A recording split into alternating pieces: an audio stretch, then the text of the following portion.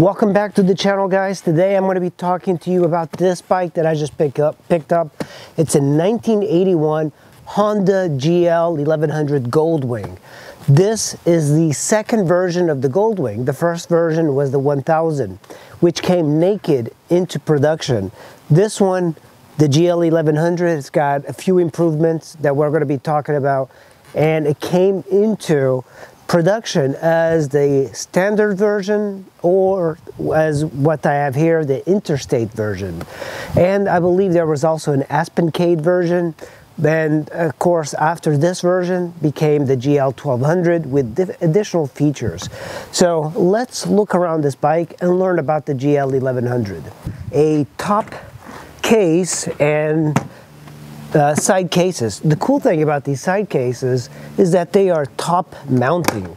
So unlike the ST, which comes out like this, I hate the side mounting bags. The top is the way to go. These don't pop out very easily. So in order to get at them, you open it like this on two sides, and then you have to like kind of wrestle it up.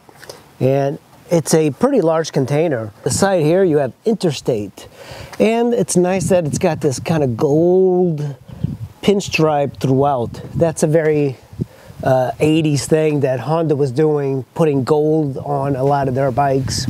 Absolutely love this top trunk. So very easy to close it just like this and keep it from opening up. A lot of bikes you have to kind of use the key, but you only use the key if you want to lock it. I can just do this, open it up. You can put two full-size helmets in the top trunk.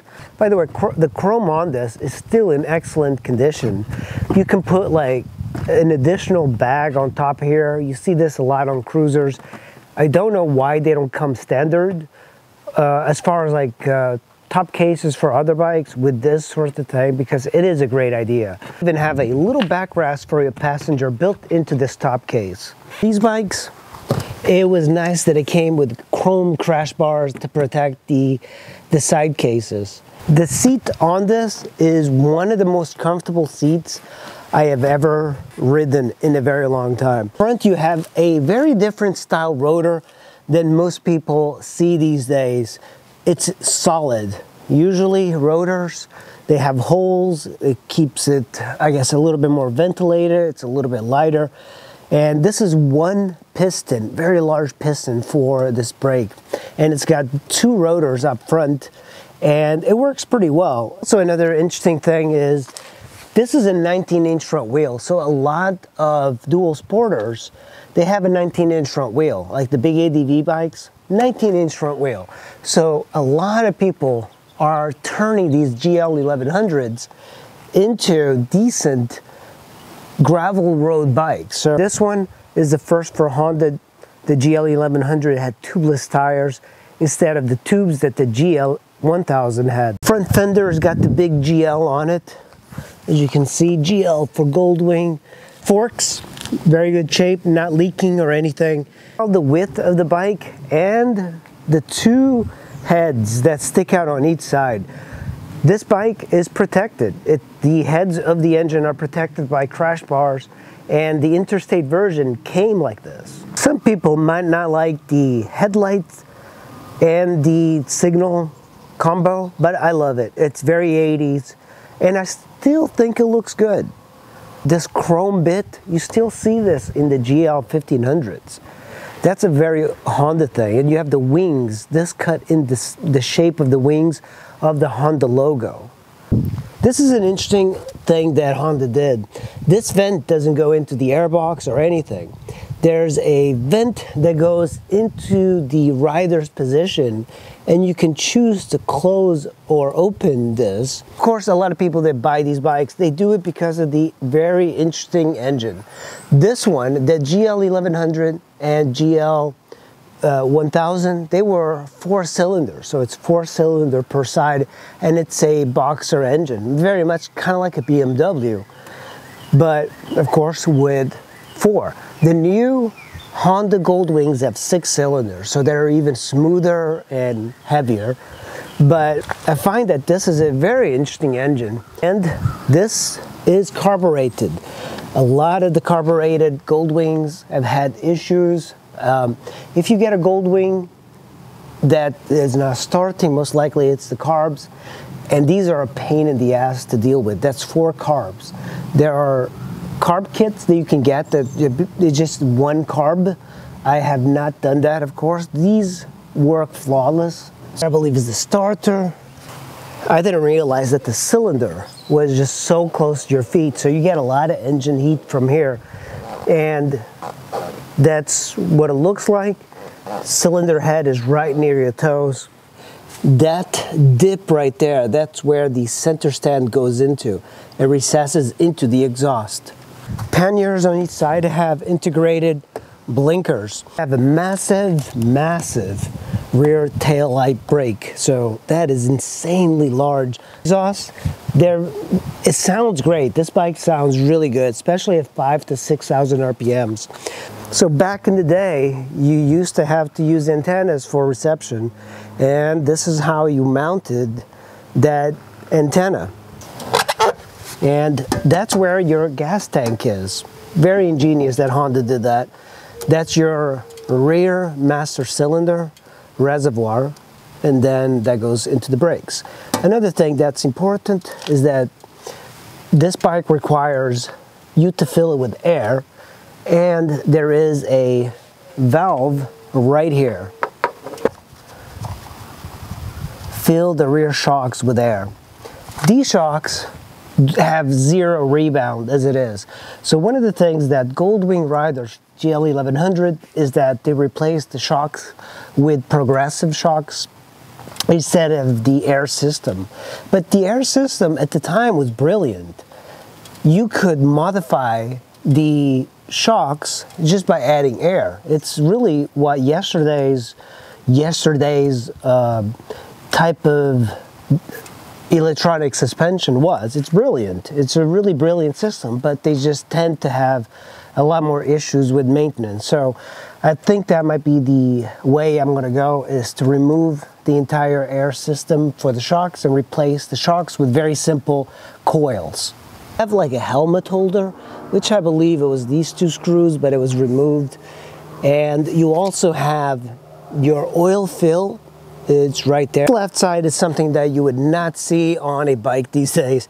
That is a radio and CB. This is made by Honda and Clarion.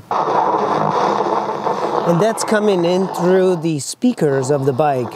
So even though that this is a radio, it's antiquated, nobody would use it these days, it is kind of cool to keep the same old radio on a bike. Here's something that I have never seen. This is just a leather pocket, and it's about like your hand size that goes in. Right above that, you have this. This is something I've never seen on a bike and barely any cars. So this is a cigarette lighter. And of course, these old bikes had petcocks, and this is the petcock for this. That's top is the on position, this is the off, and that's the reserve. On the left side handlebar, you have a horn, you have your high beam, you have a turn signal. The turn signals are very odd to use. So these turn signals actually make a sound when you use them using the relay, but kind of difficult to turn left and right. I prefer the new modern way of doing it, pushing in to cancel, as opposed to this, finding the canceling in the middle. And this bike has got the option of going back to the standard version. So that's a little threaded insert for a mirror. Another interesting thing about this is that it uses a cable clutch. Normally, most bikes with a shaft drive like this, they would have hydraulic clutch levers, not this one. On the right side, you have your kill switch. So you have off, run, off. I'm not sure why they just don't have one position. And then of course your starter. I have never seen a round starter button. That's the first time I've ever seen one. Honda, for the GL1100 and 1000, they had this. You would open it up. There's a little mini pocket here. The gas tank is the filler is here, but the gas tank is under the seat. So this bike not only had a very low center of gravity for the engine, it also had the gas tank underneath. The ST1300 also has a gas tank underneath. Brilliant design. And of course, you can fill it up right here. This is your filler. And on this side, you have your coolant reservoir, your fuses, and your air box. Very easy to reach. This is plastic, so you should be able to remove this and work on the bike very easily. Closing it like that.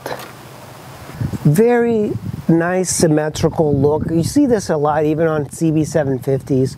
So on this side you have your speed, and the speed goes up to like really 90 miles per hour. This is not a fast bike, but it sounds fast and it sounds great. On the odometer you have 46,000 miles, and you have a trip. You only have one trip, and you can reset it, of course.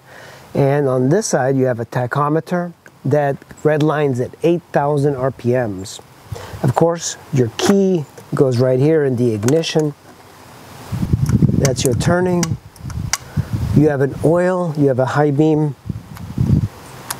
and you have a neutral down there. Tachometer, you have something interesting. There's a light down here, which is the rear suspension air pressure. And then there's a warning: reduce speed to under 50 miles an hour when light is on, and that's the light. Because this bike used air in the shocks and in the forks. So when, of course, the air runs down, it can be quite dangerous and handled really badly. So you want to fill it with air. So on the right fork, you have a cap right here. You would remove this and fill that shredder valve with air, and you could stiffen up the suspension very easily just by adding a little bit of air. On each side of the bike you have these vents where you can kind of manipulate or close to get fresh air onto the rider himself. On the right side you have a lockable storage compartment, and this doesn't kind of like open up and kind of flip. You remove the lid yourself. Have a choke, which is located here. It takes quite a bit of pull. I mean, this comes out quite a bit, and it slowly goes down. Right up here you have your temperature indicator gauge and your fuel. You know, I'm very surprised, but I'm getting about 150 miles per tank on this. So it is a heavy bike, but I'll be able to do some more calculations the more I ride it. More gauges onto the dash, and various Interstate models, they look different. Some are squares, some are just two. This one has got a temperature, which is the ambient temperature outside. It is not working. It's a 100.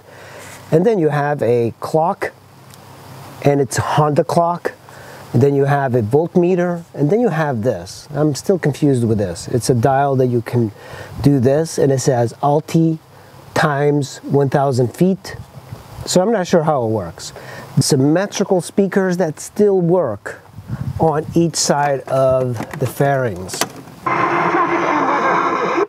So the position for riding is like this, and very easy to ride, very comfortable. And center stand though is much to be desired. I'll show you in a minute.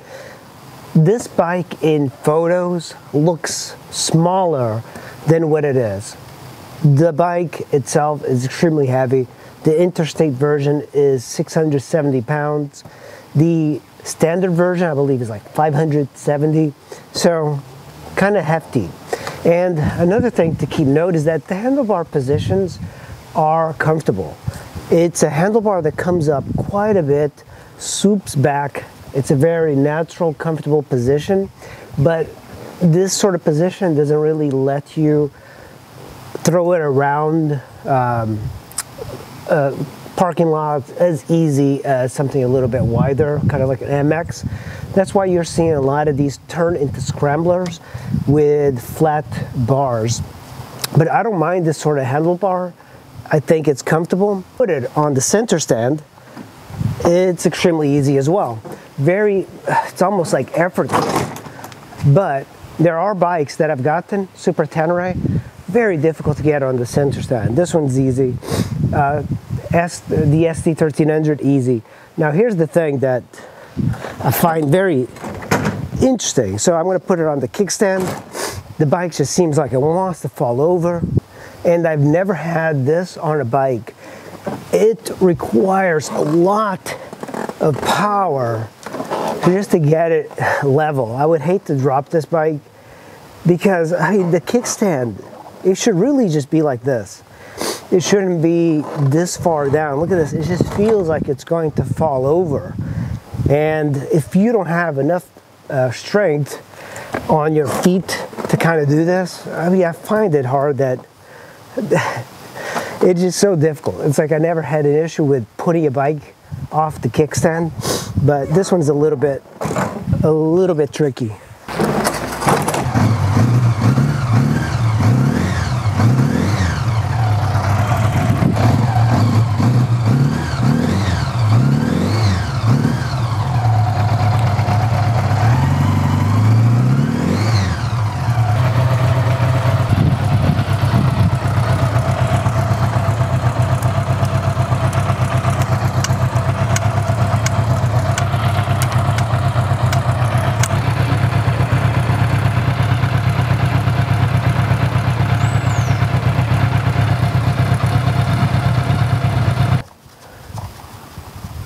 Fill the rear shocks with air.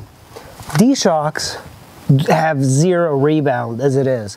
So one of the things that Goldwing Riders GL1100 is that they replaced the shocks with progressive shocks instead of the air system.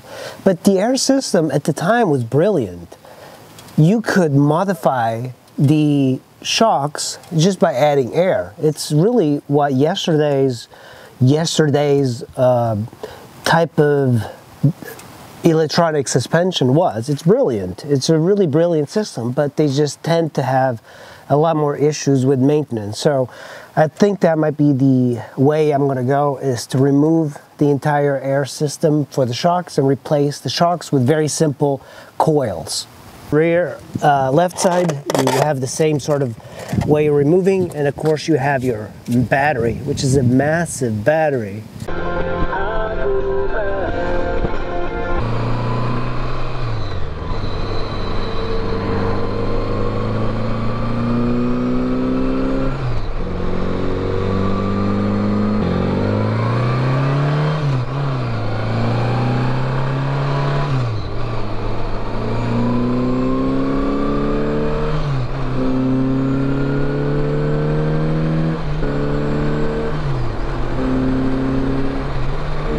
It's got this like turbine sound that's really not cartoony. The SD1300, that's a cartoony sounding bike. It sounds awesome, but you have to like realize that it's not like a traditional sounding bike. This one, I don't know, man, it feels like it's a turbo powered car with the turbo kind of kicking in. It sounds really good.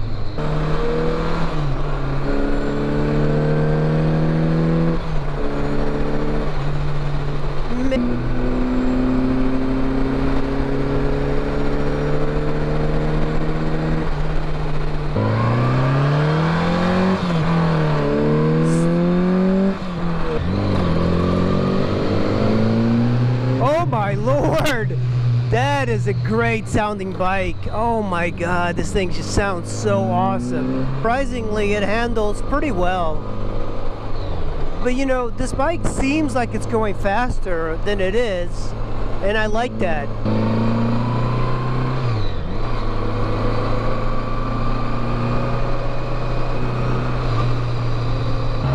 This is cool. That was pretty good.